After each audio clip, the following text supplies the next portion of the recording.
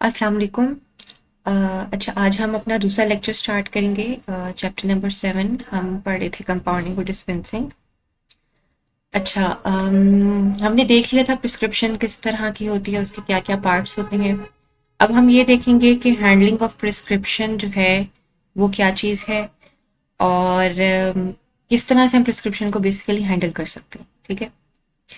अच्छा, handling of prescription में क्या क्या होता है। सबसे पहले तो आपके पास प्रिस्क्रिप्शन आती है, ठीक है, आप उसको रिसीव करते हो, जिसको हम कहते हैं रिसीविंग ऑफ द प्रिस्क्रिप्शन। अब रिसीविंग ऑफ द प्रिस्क्रिप्शन में क्या है कि फार्मासिस्ट ने जब प्रिस्क्रिप्शन को रिसीव किया, तो एक तो आपने उसको प्रोफेशनल मैनर में रिसीव करना है, ठीक है, कि पता चले कि आप कोई प्रोफेशनल इंसान हैं।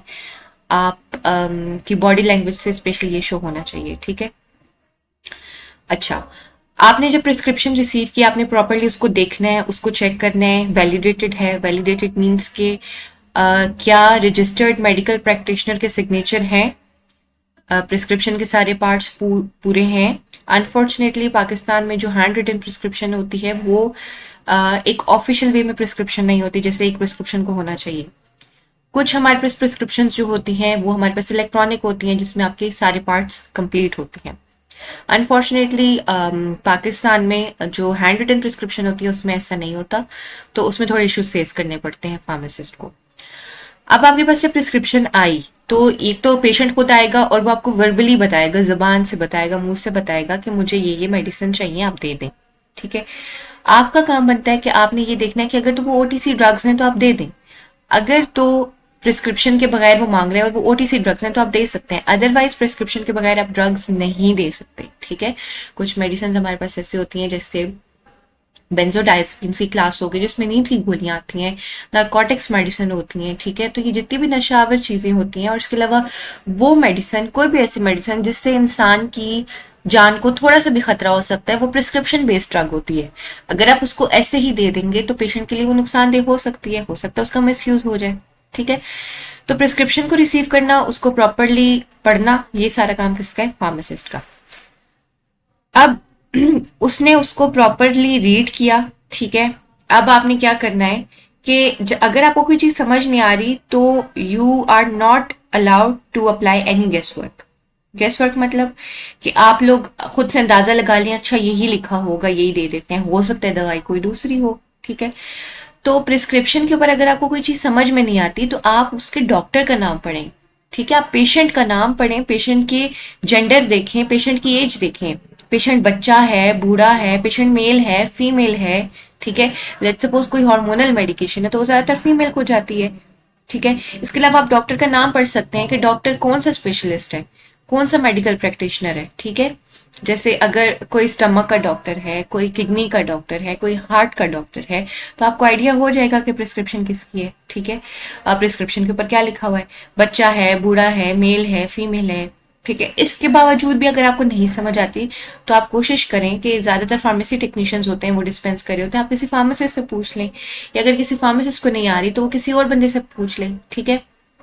अगर आप लोगों की फार्मेसी में लेट सपोज बहुत कम ऐसे होता है, किसी को भी नहीं समझ आ रही मेडिसिन, तो डॉक्टर के कांटेक्ट डिटेल्स में जाके आप डॉक्टर से पूछ सकते हैं। ठीक है। तो ये चीजें हैं जिनको हमने देखना होता है। ठीक है। प्रिस्क्रिप्शन को आप देखें। इसके बाद आ जाती है डोज कैलकुलेशन, जो कि सबसे ज्यादा इंपॉर्टेंट पार्ट है।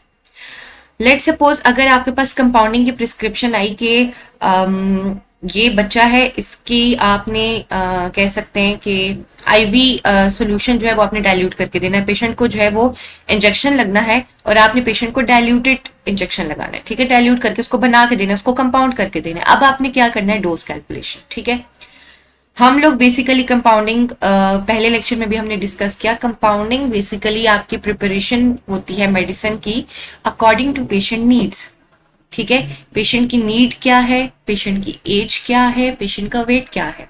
ठीक हो गया। अब जो डोज कैलकुलेशन करनी है उसके लिए हम लोगों ने डिफरेंट फॉर्मूलाज यूज करने होते हैं, जैसे यंग्स फॉर्मूला, अच्छा counting scale, Clark's rule, Fried's rule. ठीक है। ये सारे फॉर्मूलाज हैं जो हम कर सकते हैं, और ये ज्यादातर किसके लिए होते हैं? बच्चों की डोज कैलकुलेट करने के लिए।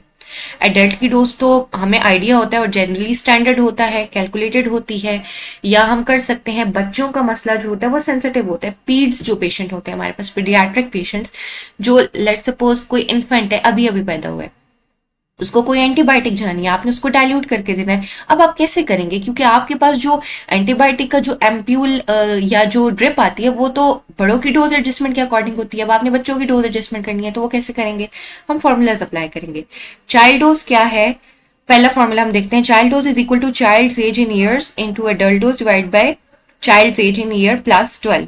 ठीक है, आपने क्या करना है, लेट्स सपोज राइजिक इंजेक्शन जा रहा है, एग्जाम्पल देते हैं वैसे जनरल 40 mg, ठीक है, आईवी जाएगा उसको। ठीक है, आप क्या करना है कि 40 mg तो एडल्ट डोज है, अब आपने बच्चों को डोज कैसे देनी है, तो आप क्या करेंगे, बच्चे की जो एज है, लेट सपोज 7 उसकी एज है, ठीक है, 7 एज है उसकी, 7 years, और एडल्ट डोज हमारे पास 40 mg है, तो 7 इंटू 40 mg डिवाइडेड बाय 7 जो कि चाइल्ड एज है, प्लस कर देंगे उसमें 12, तो जो आंसर आपके पास आएगा तो वो क्या होगा, वो आपके पास बच्चे की डोज होगी।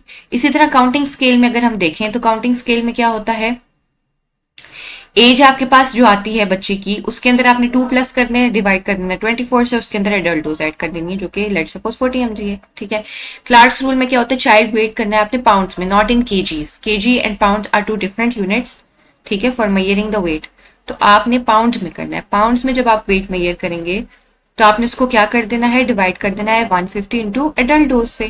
फिर आ जाता है फ्राइड्स रूल्स, फ्राइड्स रूल में आपने क्या करना है, चाइल्ड्स एज इन मंथ्स, ठीक है, अगर कुछ महीनों का बच्चा है, बहुत ही छोटा बच्चा है, तो आपने मंथ्स में उसकी एज लिखनी है, डिवाइड कर देना है उसको 150 इंटू एडल्ट डोज से। ठीक हो गया। नेक्स्ट आ जाती है कंपाउंडिंग, आपने चेक कर ली, सारा कुछ कर लिया कि भाई हाँ ये दवाई बनानी है, डोज भी कैलकुलेट कर ली, अब आपने प्रॉपर तरीके से प्रोसीजर को फॉलो करना है। इस पिक्चर में आप देख लें, अब ये कंपाउंडिंग फार्मासिस्ट है, ये मेडिसिन को बना रहा है, ठीक है, ये बना के इस कंटेनर के अंदर जो है वो डाल देगा। ठीक हो गया। अब आपने क्या करना है कि आपने सारे मटेरियल्स अपने कलेक्ट कर लिए, जो आपका डिस्पेंसिंग एरिया होता है, लेट सपोज मेरे पास टेबल है, मैं उसकी लेफ्ट साइड के ऊपर अपनी सारे मटेरियल्स को कलेक्ट करके रख लूंगी, जो जो इंग्रेडिएंट मैं वे करती जाऊंगी उसको वे करके मैं अपनी राइट साइड पे रख दूंगी, ताकि मुझे आइडिया हो कि मैंने लेफ्ट साइड से क्या चीज उठाई, किस चीज को वे कर दिया, उसको मैंने राइट साइड पे रख दिया, ताकि डोज मिक्स ना हो जाए, कहीं मैं कोई चीज 2 दफा ना डाल दूं या कहीं मैं कोई चीज मिस ना कर दूं। ठीक है, इस तरह से ये आपने करके एक्यूरेट करके आपने अपनी डोज को जो आपके इंग्रेडिएंट्स हैं उनको राइट साइड पे रखते जाना है प्रॉपर वे में। अब आपकी प्रिस्क्रिप्शन बन गई, सारा कुछ हो गया, अब आपने क्या करना है, दवाई बन गई, अब आपने उसकी पैकेजिंग करनी है। ठीक है, सिरप है तो ग्लास बॉटल में, टैबलेट है तो आपने प्लास्टिक बॉटल के अंदर, क्रीम है तो किसी जार के अंदर, ठीक है, ऑइंटमेंट इमल्जन है तो किसी कोलैप्सिबल ट्यूब के अंदर, उसके ऊपर लेबल करना है, प्रॉपर आपने बताना है कि प्रिपरेशन की क्या टाइप है, मैंने सिरप बनाया, capsule, tablet, what ever, emulsion, mixture, कुछ भी, उसकी स्ट्रेंथ लिखनी है, पेशेंट का नाम लिखना है ताकि आपको पता चले कि मैं कौन से पेशेंट की दवाई बना रहा हूँ, उसका नाम, MR number if you are in the hospital, अगर आप हॉस्पिटल में कंपाउंडिंग कर रहे हैं तो एमआर नंबर यूजली वहां होता है, डिस्पेंसिंग की डेट क्या, एक्सपायरी डेट क्या होगी, डायरेक्शन फॉर यूज कि आपने इसको यूज कैसे करना है। लेट सपोज जैसे कुछ ऑइंटमेंट्स के ऊपर, मोस्टली ऑइंटमेंट जो होती है वो हमारी एक्सटर्नल यूज की होती है, तो आपने लिखना है कि फॉर एक्सटर्नल यूज ओनली। ठीक है, स्टोरेज कंडीशंस, रूम टेम्परेचर के आपने इसको 25 से 30, 25 से 28 डिग्री सेल्सियस के अंदर स्टोर करना है, इसकी ह्यूमिडिटी इतनी होनी चाहिए। प्रिकॉशन मतलब कि नॉट फॉर ओरल यूज, जैसे प्रिकॉशनरी मेजर, अगर कोई ऑइंटमेंट है तो वो खाने के लिए तो नहीं ऑब्वियसली इस्तेमाल होगी, तो आप उसके ऊपर प्रिकॉशनरी लेबल लगा दें कि this is not for oral use. फिर name and address of pharmacy, and if you are working in the hospital तो name and address of hospital. ठीक है, आगे आ जाता है रीचेकिंग। अब आपने क्या करना है कि प्रिस्क्रिप्शन जब आपकी बन गई, प्रिपरेशन सारी होगी तो रीचेक कर लें। ठीक है, रीचेक करने के बाद आपने क्या करना है, अपने कंटेनर को साफ करना है। ठीक है, आपने अपने कंटेनर को लेबलिंग के बाद साफ करना है ताकि कोई उसके ऊपर फिंगरप्रिंट या कुछ भी ऐसा ना हो। ठीक है, पॉलिश कर दें या उसको क्लीन कर दें। अब आपने क्या करना है कि उसको रिकॉर्ड में लेकर आना है, क्योंकि हमने प्रीवियस लेक्चर में भी पढ़ा था कि रीचेकिंग के बाद आपने रिकॉर्ड जरूर मेंटेन करना होता है ताकि आपको पता हो कि आपने कौन सी मेडिसिन की कंपाउंडिंग की है। फिर आ जाता है प्राइसिंग। प्राइसिंग ऑफ प्रिस्क्रिप्शन क्या है basically, pricing of prescription basically ये है कि लेट सपोज अगर मैं कोई चीज कंपाउंडिंग कर रही हूँ किसी भी चीज की, तो मुझे पता होना चाहिए कि भाई उसमें कितना खर्चा आ रहा है, मैं अपने कस्टमर को, अपने पेशेंट को भी बताऊं कि उसके ऊपर कितना खर्चा आ रहा है। ठीक है, क्योंकि प्रिस्क्रिप्शन का पता होना आपको जरूरी है कि उसके ऊपर आपकी प्राइसिंग कितनी आएगी, उसके ऊपर आपका एक्सपेंस कितना आएगा। ठीक हो गया। अच्छा, अब इसमें cost of ingredient, cost of container, cost of overhead coverage, personal fee, net profit, ये सारी चीजों की कॉस्ट निकाल के मुझे अपने पेशेंट को बताना है कि आपकी मेडिसिन के अंदर इतना खर्चा है। ठीक हो गया। अच्छा, क्या क्या था? Cost of ingredient, cost of container and cost of overhead charge, personal fee, net profit, ये सारी चीजें मैं कॉस्ट निकाल के फिर उसके बाद अपने पेशेंट को बताऊंगी। अब हमारे पास कुछ सिस्टम्स होते हैं प्राइसिंग के, ठीक है। लेट सपोज कुछ फार्मासिस्ट जो होते हैं फार्मेसी के अंदर कोडिंग सिस्टम यूज करते हैं। अगर ये फार्मासिस्ट एक वर्ड है, इसके अगेंस्ट जो कोड जनरेट हुआ है वो क्या है? 1 2 3 4 5 6 7 8 9 10। पी के अगेंस्ट 1, एच के अगेंस्ट 2, ए के अगेंस्ट 3 एंड सो ऑन। ठीक है। कोई गरीब पेशेंट आ गया आपकी फार्मेसी पे, ठीक है। अब आपने क्या करना है कि आपने डिस्काउंट कोड या कोडिंग सिस्टम यूज करके आपने पेशेंट का नेट प्रॉफिट जो है या अपनी मेडिसिन का नेट प्रॉफिट निकालना है और पेशेंट को फैसिलिटेट करना है। ठीक है। तो आपने क्या करना है कि लेट सपोज पी है तो पी के अगेंस्ट कितना होगा? 1% नेट प्रॉफिट। ठीक है। कोई एलीट क्लास का पेशेंट है, आप चाहते हैं कि आप लोगों ने मतलब अपना स्टैंडर्ड रखा हुआ है, ठीक है, कि जो आपकी नॉर्मल फी है लेट सपोज आप उसके ऊपर 10% प्रॉफिट रख रहे हैं, तो आप कोडिंग सिस्टम में क्या यूज करेंगे? टी डालेंगे। वो बहुत गरीब पेशेंट है तो आप क्या करेंगे? पी कोड डाल के, तो उससे क्या पता चलेगा कि 1% नेट प्रॉफिट हुआ है आपको। अब बेसिकली प्रॉफिट हम जनरेट कैसे करते हैं? ठीक है, कुछ फॉर्मूलाज हम यूज कर रहे हैं। मैंने लेट सपोज कैलामाइन लोशन बनाना है, ठीक है। अब मुझे कैसे पता चलेगा मैंने उसकी क्या प्राइस रखनी है? सबसे पहले तो मैं हर इंग्रेडिएंट का कॉस्ट मुझे पता हो कि भाई उसके अंदर लेट सपोज क्रीम इतनी यूज हो रही है, इमल्जन ये इतना यूज हो रहा है, पाउडर इतना यूज हो रहा है, कलरिंग एजेंट इतना यूज हो रहा है, ऑर्डरिंग एजेंट जो जिससे खुशबू आएगी वो इतना यूज हो रहा है। ये सारी चीजें मैंने इनकी कैलकुलेशन कर दी, ठीक है। ये कॉस्ट ऑफ इंग्रेडिएंट्स में आ गया, ठीक है। अब मैं क्या करूंगी? कॉस्ट ऑफ इंग्रेडिएंट्स के अंदर ऐड करूंगी अपना cost of ingredients percent markup, ठीक है। परसेंट मार्कअप क्या होता है? Multiply by percent markup. अब मार्कअप क्या चीज है कि लेट सपोज अगर मेरे पास एक दवाई है 8 रुपए की, ठीक है, उसके ऊपर मार्कअप मैंने लगा दिया 10% का, ठीक है। 10% मतलब कि 10 divide by 100 which is percent, ठीक है। उसको मैं क्या कर दूंगी? मल्टीप्लाई कर दूंगी अपने कॉस्ट ऑफ इंग्रेडिएंट से, जो कि 8 रुपए थी, उसको ऐड कर दूंगी 8 के अंदर, तो ये मेरे पास उस ड्रग की प्राइस आ जाएगी। मार्कअप का ऐड होना जरूरी इसलिए है क्योंकि मार्कअप बेसिकली क्या होता है? मार्कअप हमें जो है वो ये बता रहा होता है कि अगर आपके पास जो है वो लेट सपोज कोई मेडिसिन है, अब आपने उसके ऊपर जाहिर अपना प्रॉफिट भी तो रखना है ना, ठीक है। सारी मेहनत के बाद जो इंडिविजुअल कॉस्ट आती है वो कितनी होनी चाहिए ये भी तो आपको पता होना चाहिए। तो क्या होता है कि आप उसके अंदर अपनी कुछ परसेंटेज ऐड कर देते हो ताकि सेलिंग प्राइस में आपका जो है वो प्रॉफिट ऐड हो जाए, ठीक है। तो इस तरह से हमारे पास उस मेडिसिन की कॉस्ट कितनी आ जाएगी? 8.8। नेक्स्ट एग्जाम्पल देखने उसमें आपको ज्यादा क्लियर हो जाएगा। अगर मेरे पास 8 रुपए की सारे इंग्रेडिएंट्स है, ठीक है, इंग्रेडिएंट भी, कंटेनर भी, सारा कुछ उसमें आ गया। अब मुझे उसके ऊपर अपना प्रॉफिट कितना रखना है और मेरी मेन फी कितनी होनी चाहिए?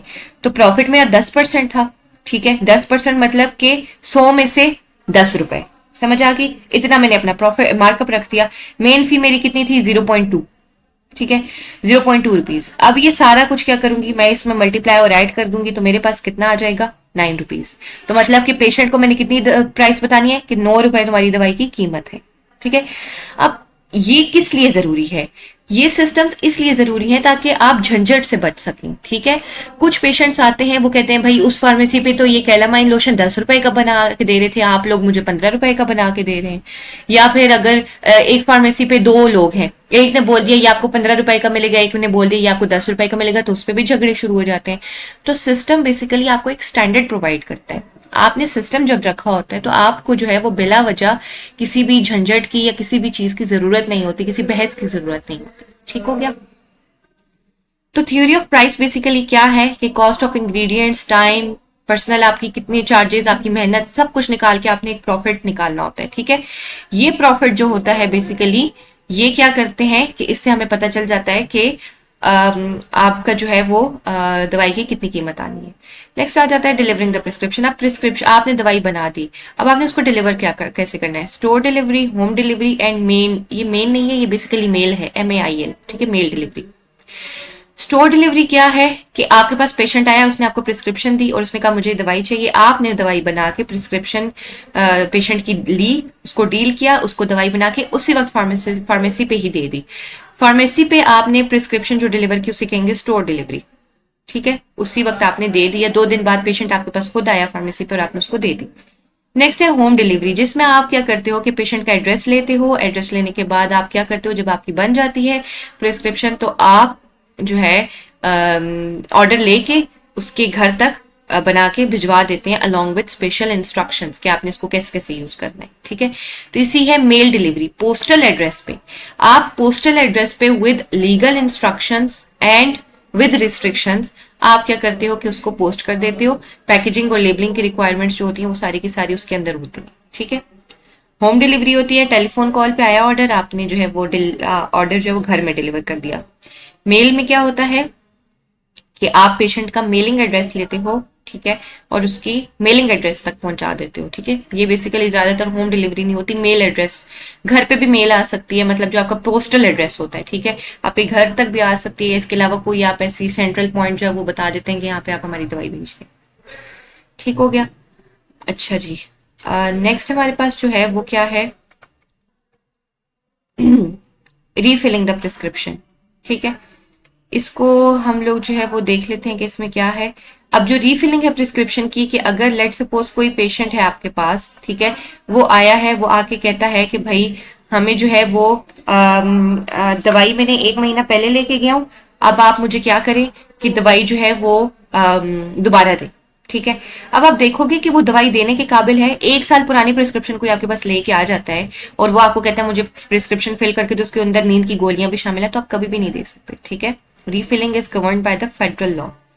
अब फेडरल लॉ ने 3 कैटेगरीज बनाई हुई है ड्रग्स की। ठीक है, कुछ हमारे पास दवाइयां ऐसी हैं कि जिनको तो हम बिल्कुल डिस्पेंस ही नहीं कर सकते विदाउट प्रिस्क्रिप्शन, क्योंकि ये खतरनाक हैं, डेंजरस हैं। जैसे इनको 3 ग्रुप्स में डिवाइड किया हुआ है, ग्रुप ए, बी और एक्स। अब ग्रुप ए में क्या है, ग्रुप ए में आपके पास वो दवाई आ जाती हैं जो कि बहुत डेंजरस हैं, घर के लिए भी नहीं मिलती।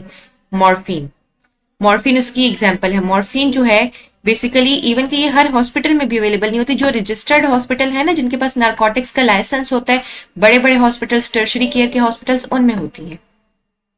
जैसे इस्लामाबाद में शिफा इंटरनेशनल की एग्जाम्पल ले लें, ठीक है, कुलसूम इंटरनेशनल की एग्जाम्पल ले लें, इसके अलावा पिम्स की ले लें, RIC की ले लें, तो यहाँ पे मॉर्फिन अवेलेबल होगी। ठीक है, अब ये ड्रग जो होती है इवन कि घर के लिए भी नहीं दे सकती, क्योंकि क्या है, ये नारकोटिक्स है। ठीक है, पेन किलर के तौर पे यूज होती है। जब पेशेंट एक्सट्रीम पेन में तड़प रहा है, एक्सट्रीम पेन में, तब ये प्रेफर की जाती है।